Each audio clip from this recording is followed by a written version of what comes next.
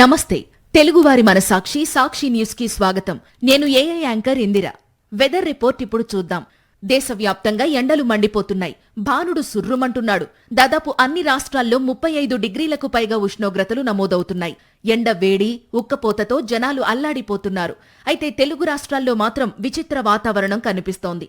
ఓవైపు ఎండలు కొడుతుంటే మరోవైపు వర్షాలు పడుతున్నాయి. దేశవ్యాప్తంగా ఎండల తీవ్రత రోజురోజుకు పెరుగుతోంది. భానుడు భగ్గుమంటున్నాడు. పలుచోట్ల సాధారణం కంటే అధిక ఉష్ణోగ్రతలు నమోదవుతున్నాయి. ప్రజలు బయటకు రావాలంటేనే భయపడిపోతున్నారు.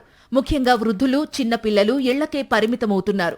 దేశ రాజధాని ఢిల్లీలో గరిష్ట ఉష్ణోగ్రతలు 31, కనిష్ట ఉష్ణోగ్రతలు 20 డిగ్రీలుగా నమోదయ్యాయి. ముంబైలో 29, 26 డిగ్రీలు, బెంగళూరులో 34, 21 డిగ్రీలు, కోల్కతాలో 34, 23 డిగ్రీలు, చెన్నైలో 33, 28 డిగ్రీలుగా నమోదయ్యింది. తెలుగు రాష్ట్రాల్లో భిన్న వాతావరణం కనిపిస్తోంది.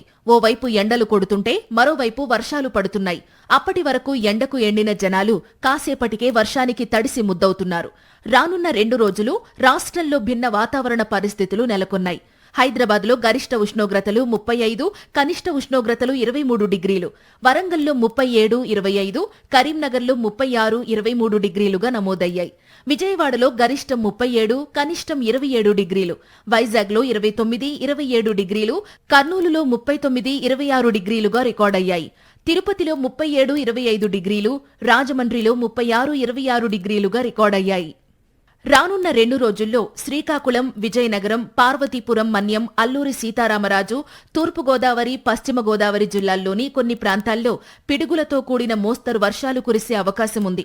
అలాగే పోలవరం జిల్లా చింతూరు, ఎన్టీఆర్ జిల్లా జీకొండూరు, ఇబ్రహీంపట్నంలో అత్యధిక ఉష్ణోగ్రతలు నమోదయ్యే అవకాశం ఉంది.